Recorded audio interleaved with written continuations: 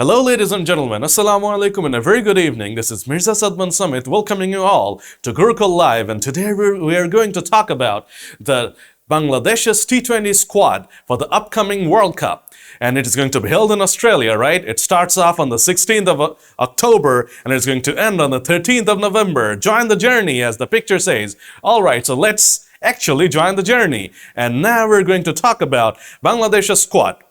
So, we have Mohammad Saifuddin, we have Taskin Ahmed, we have Nurul Hassan, we have Yasir Ali, we have Afif Hussain, we have Liton Kumar Das, we have Mustafizur Rahman, we have Ibadat Hussain, we have Mehdi Hassan Miraj, we have, of course, the fast bowler known as Hassan Mahmood. He's an interesting choice, but he's, of course, part of the squad as well.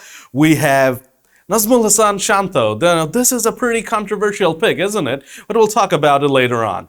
We have Sabbir Rahman, we have Mehdi Hassan Miraj, and of course we are led by our talismanic all-rounder, Shakib Al Hasan. We have 4 backups or traveling reserves as well. We have Sharif Al Islam, we have the leggy Rishad Hussain, we have Shomor Sharkar, and we also have Sheikh Mehdi Hassan. Now this is also a point of discussion, isn't it? Mehdi Hassan has been a very prominent member, of a T20 squad. He has contributed mainly with the ball in hand, but he has played some handy knocks with the bat in hand as well. So why is he not part of the squad and someone like Nazmul Hasan Shanto is? Alright, we'll talk about this. So this is our squad, and we're of course led by Shakib Al Hasan. So now we're going to talk about our skipper, Shakib Al Hasan, probably the biggest name ever in the history of Bangladesh cricket.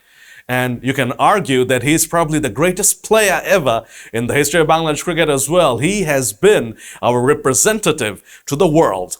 So now he is going to represent us in the T20 World Cup as our leader, as our performer, as our hero, isn't he? He has been our hero for a while, and if you look at the squad, who better than Shakib Al Hasan to lead us in the World Cup?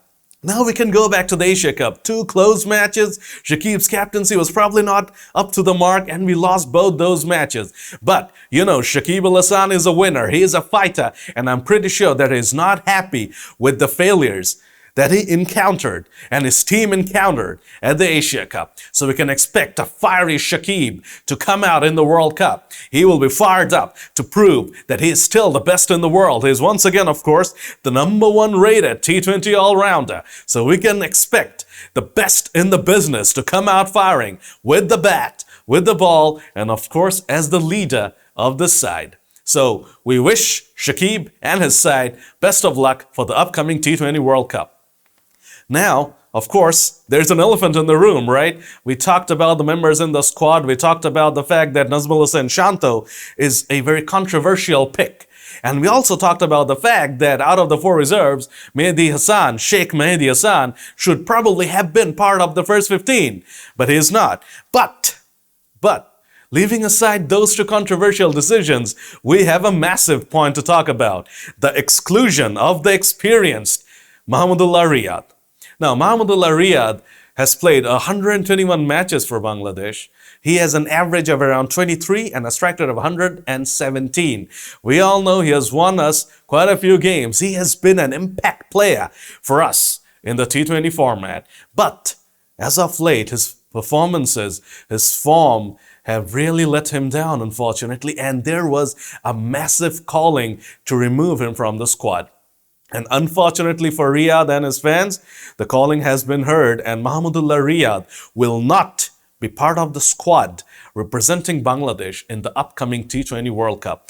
Now, whether this was a right decision or a wrong decision, we can only find out after the results come out, right? But if you go back to the squad and see someone like Nazmul Hasan Shanto in the squad and not someone like Mahmudullah Riyad in the squad, you think that if Nazmul Hasan Shanto can get in, why not a utility player, an experienced player, a proven match winner on occasions like Mahmudullah Riyad, right?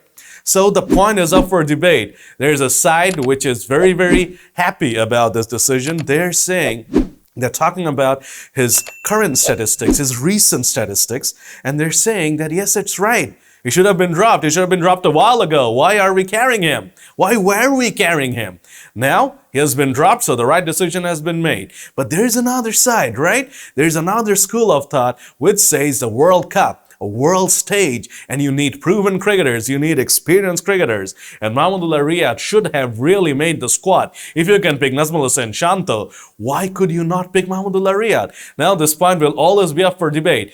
If at the World Cup we're able to perform well, this point will die down. But if at the World Cup we suffer defeats, then this point will come up again, and the Riyadh supporters will come out, and they will definitely be once again protesting this decision to drop someone as experienced, a proven performer like Mahmudullah Riyad. And of course, we go back to the 2015 World Cup, right? He was the superstar for us in that tournament. He scored 100 that helped us knock England out of the World Cup. This World Cup is also going to be stationed in Australia, right? And also, do you remember that cracking innings he played against New Zealand in the Test match of 140 odd? So he does well in these conditions. He also has 100 in England. So he likes these bouncy pitches. So why couldn't we give him one last chance, right? So this point is up for debate. Massive point. But no matter what anyone says, Mahmudullah Riyad is not going to be part of the squad, and he will not be able to contribute to Bangladesh's victories. If Bangladesh are to win, they'll have to do it without his expertise, without his experience. Now, another person we have been talking about in depth when we talk about the squad, Nazmul Hussain Shanto. That's the point, isn't it? Mahmudullah Riyad dropped. All right, we understand that. So of course, Sheikh Mehdi Hassan has to be in the squad, right? He's a hard-hitting batter, he can finish off the innings well, and he's a very, very handy outbreak bowler. But no, they did not pick Sheikh Mehdi Hassan. He's a backup player at the moment, he's a traveling reserve, but they picked Nazmul Hussain Shanto. Now he has played 9 T20 games for Bangladesh. He got the chance to bat in all those 9 games. He has scored a paltry 148 runs in those 9 games.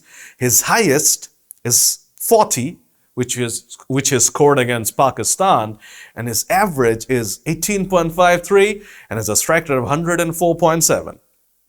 Now, if you compare these numbers to Riyadh, of course, Riyadh's sample size is a whole lot bigger. Nazmul Hussain has played 9 matches. Riyadh has played 121 matches.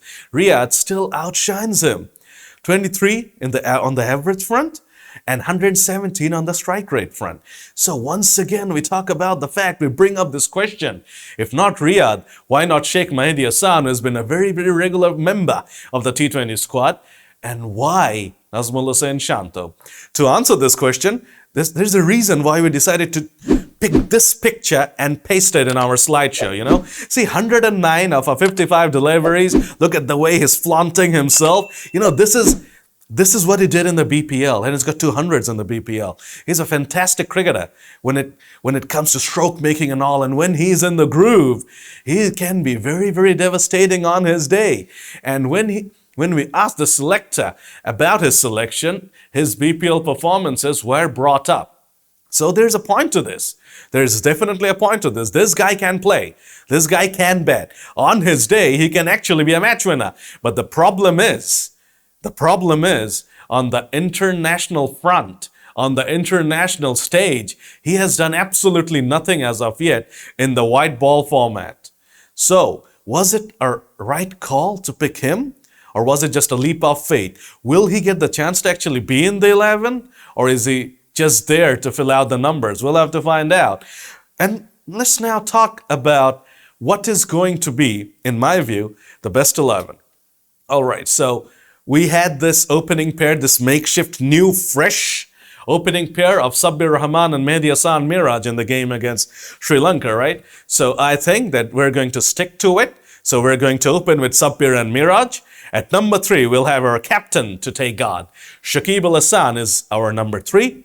At number 4, there's this talk that Liton Kumar Dash will be batting at number 4. Interesting decision. If we're not going to open with him, he's going to be batting at number 4.